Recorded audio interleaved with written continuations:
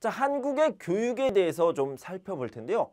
한국의 교육은요, 공교육과 사교육으로 이렇게 나눠집니다.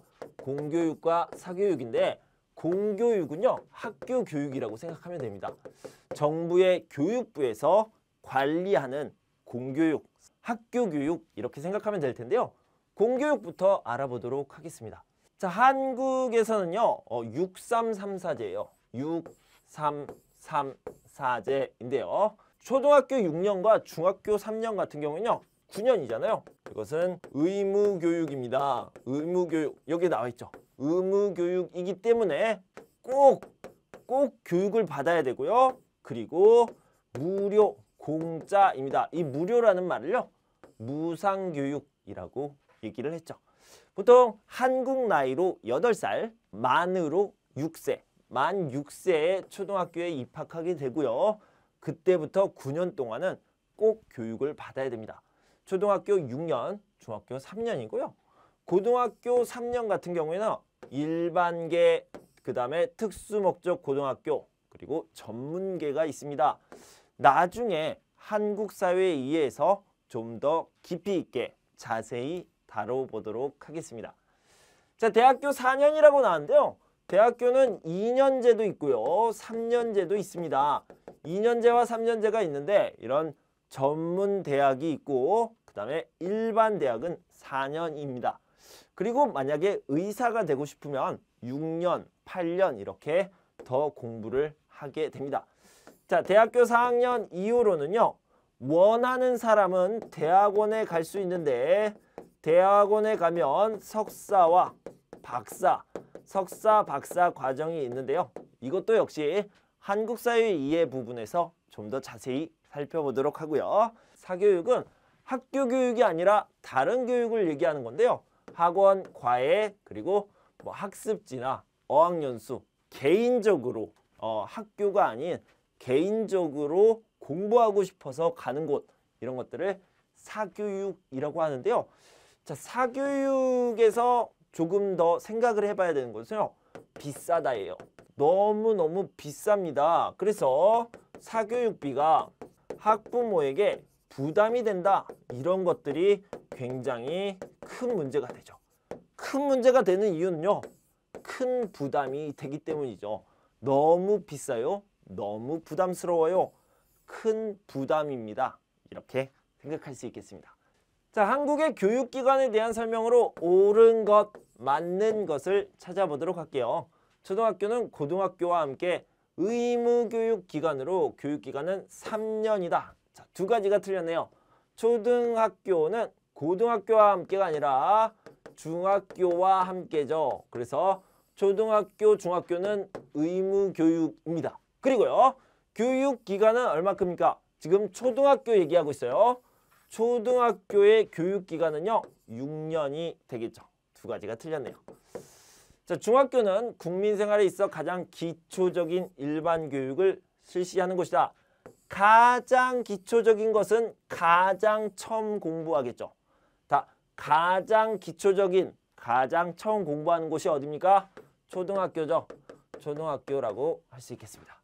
틀렸네요. 고등학교는 크게 일반 인문계와 실업계 두 종류가 있고 교육기간은 3년이다. 이렇게 얘기했는데요. 네, 교육기간 3년 맞고요.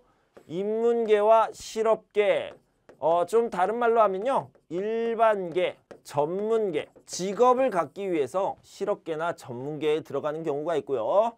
그 다음에 대학에 들어가는 준비를 하기 위해서 일반계 또는 인문계에서 준비를 하기도 합니다. 교재마다, 책마다 좀 다르게 표현되어 있어서요. 여러 가지 어휘를 같이 알아두시면 도움이 될 것 같습니다. 자, 그래서 이 부분은요, 맞았습니다. 3번이 답이 되겠네요. 대학교는 중등교육기관이 아니라요, 고등교육기관입니다. 그래서 여기를 보면요, 초등교육기관이 있고 중등교육기관이 있고 고등교육기관이 있는데요.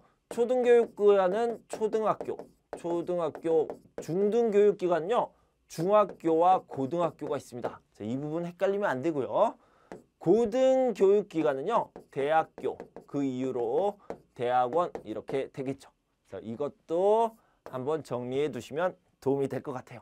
그래서 중등교육기관이 아니라 고등교육기관이다. 이렇게 알아두시면 되겠어요.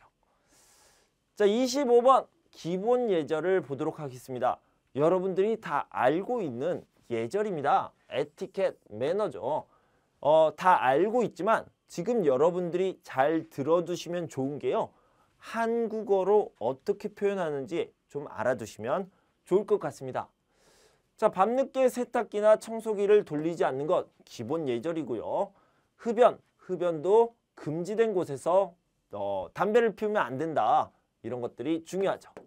재활용 쓰레기는 분리수거함에 넣어야 되고요. 길거리에서는 쓰레기 함부로 버리면 안 됩니다. 버스나 지하철을 이용할 때는 한 줄로 선다. 줄서기죠. 줄서기. 이것도 중요한 에티켓입니다. 자, 이웃 어르신을 만나면 허리를 굽혀 공손하게 인사를 해야 됩니다. 아저씨 안녕 이렇게 하면 안 되고요. 안녕하세요 이렇게 인사를 해야 되죠. 한국에 왔으니까 한국의 예절을 살펴보시면 좋을 것 같습니다. 자, 공공장소에서는 어떻게 해야 됩니까? 통화는 작은 소리로, 휴대전화는 진동으로 바꿔야 됩니다.